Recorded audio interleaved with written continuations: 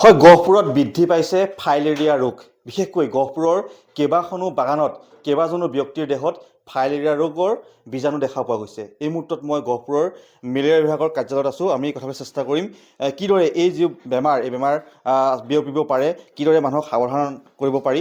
মই আপোনালোকৰ মাজলৈ অকণমান আহিছোঁ। কওকচোন, গহপুৰত যিটো বৃদ্ধি পাইছে ফাইলেৰিয়া ৰোগ, কিমানজন বৰ্তমান ৰোগী আছে? ফাইলেৰিয়া আমাৰ গহপুৰতো আগতে যথেষ্টখিনি পেচেণ্ট দেখা গৈছিলে, কিন্তু এতিয়া আচলতে কমিছেহে। যি নহওক, আমি এই বৰ্ষ প্ৰায় 12গৰাকী ফাইলেৰিয়া ৰোগী আমাৰ নজৰত আহিছে আৰু আমাৰ ছাৰ্ভে চলি আছে বিভিন্ন গাঁৱত আৰু বিভিন্ন বাগানত। গতিকে তাৰ পৰা হয়তো আৰু 2-3গৰাকী আমাৰ ফাইলেৰিয়া বেমাৰ আহিব, মানে পেচেণ্ট আমি পেলাব পাৰিম। ইতিমধ্যে আমি তাত নাইট ছাৰ্ভে কৰিছোঁ বাগানবিলাকত। আমাৰ বুৰৈ বাগান, ডাফলাগড়, হেলেম টি এষ্টেট, তাৰপিছত আমাৰ ব্ৰহ্মাজানতো যোৱা বছৰ কৰা হৈছিলে। তাতে ফাইলেৰিয়া আৰু ফাইলেৰিয়াৰ লগতে আপোনাৰ হাইড্ৰচিল, এই দুইটা বেমাৰ তাত খুব বেছি পৰিমাণে তাত ৰোগী পোৱা গৈছে। আৰু আপোনালোকক যোগেদি আমি জনসাধাৰণক জনাব পাই সুখী হ'ম যে আমাৰ প্ৰায় 55গৰাকী হাইড্ৰচিল কেছ আমাৰ সেই বাগান এৰিয়াৰ যোৱা বছৰ আমি আমাৰ চিকিৎসকসকলৰ তত্বাৱধানত আমাৰ ডিপাৰ্টমেণ্টৰ সহায় সহযোগিতাত আমি ফ্ৰী অফ কষ্ট আমাৰ গহপুৰতে অপাৰেশ্যন কৰি পেলাই তেওঁলোকক সুস্থ জীৱন যাপন কৰাত মানে সুবিধা কৰি দিছোঁ। আৰু ফাইলেৰিয়া ৰোগটো আচলতে কি? ইয়াৰ লক্ষণসমূহ কি কি?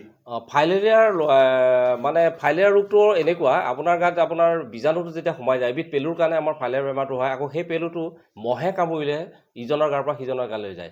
কিন্তু এতিয়া কথা হ'ল কি, এই ফাইলেৰিয়া বেমাৰৰ তাৎক্ষণিক যেনেকৈ আমি জাপানীজ এনকেফেলাইটিছ, মেলেৰিয়া বা ডেংগু এনেকুৱা বেমাৰৰ কাৰণে যি তীব্ৰ জ্বৰ, মাথা বিষ এনেকুৱা, সেইবিলাক নহয়।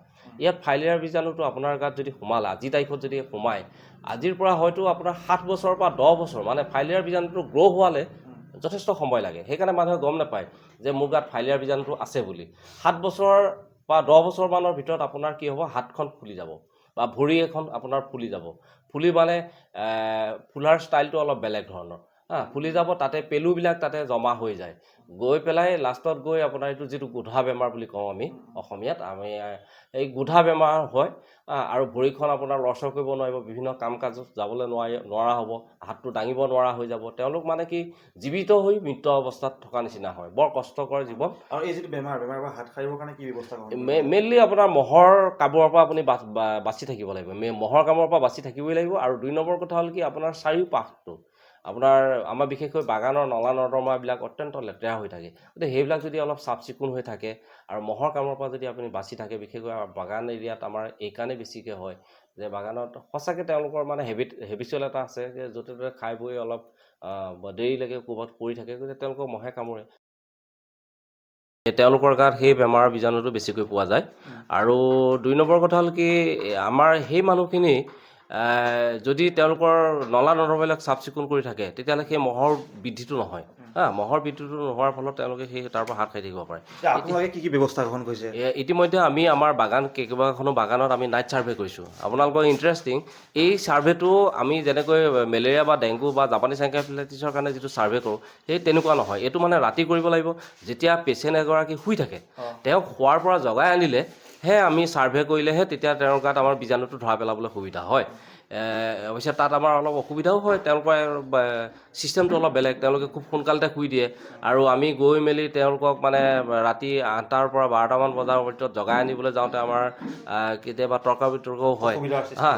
তথাপিও আমি কৰিছোঁ। আমাক এডমিনিষ্ট্ৰেশ্যনে, তেওঁলোকৰ বাগান এডমিনিষ্ট্ৰেশ্যনে যথেষ্ট সহায় কৰিছে আৰু আমাৰ SDM ছাৰেও আমাক ধুনীয়াকৈ এই ক্ষেত্ৰত গাইড দিছে। গতিকে আমি সেইখিনি কাম কৰিলোঁ। ইতিমধ্যে তাত আমাৰ 600 শ্লাইড ইতিমধ্যে কালেকশ্যন কৰা হৈছে। তাৰে ভিতৰত এতিয়া আমি 2টা পজিটিভ কেছ ওলাইছে। আৰু সেই নিৰ্দিষ্ট বাগানকেইখনত আমাৰ ইতিমধ্যে বহুতকেইটা হাইড্ৰচিল কেছ আছে। প্ৰায় 76 নে 78 এনেকুৱা আছিলে যোৱা বছৰ। তাৰে আমি 55টা আমাৰ চিকিৎসকসকলৰ তত্বাৱধানত আমাৰ গহপুৰতে এটা সুখবৰ, গহপুৰতে আমাৰ ডক্টৰ মিলি ছাৰ, ডক্টৰ পাটৰ ছাৰহঁতৰ নেতৃত্বত আমি সেইকেইটা অপাৰেশ্যন কৰি তেওঁলোকক সুস্থ জীৱন যাপন কৰিবলৈ সুবিধা দিছোঁ। আৰু আমি আশা ৰাখিম আমাৰ বাকী যিকেইটা কেছ, আৰু তেওঁলোকৰ এটা কি হৈছে, যিহেতু মানুহখিনি আনএডুকেটেড তেওঁলোকক ইয়ালৈ এনকাৰেজ কৰি আনিবলৈ অলপ জটিল। যথেষ্টখিনি আমি ত্যাগ স্বীকাৰ কৰিবলগীয়া হয়। আমাৰ ডিপাৰ্টমেণ্টৰ মানুহখিনিয়ে যথেষ্ট কৰিবলগীয়া হয় তেওঁলোকৰ এডমিনিষ্ট্ৰেশ্যনৰ লগত লাগি। সেইখিনি কৰা হৈছে আৰু আমি আশা ৰাখিম সেই মানুহখিনিয়ে এই বেমাৰটোৰ পৰা মুক্ত হওক। অতি দুখৰ কথা, এই বেমাৰটো এনেকুৱা আপোনাৰ মানুহজন মৃত্যু হৈ গ'লেও কথা নাই, কিন্তু মানুহজন মানে জীয়াই থকা অৱস্থাত মৃত প্ৰায় হৈ যায় মানে।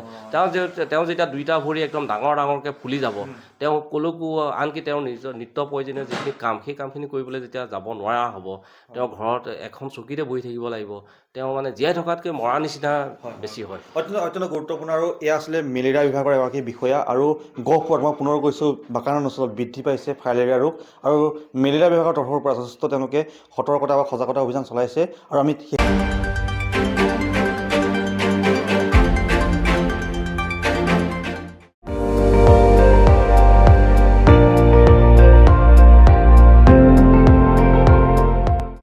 আপুনি চাই আছে ND24, সৰ্বশ্ৰেষ্ঠ নহয় সৰ্বোত্তমৰ দৌৰত।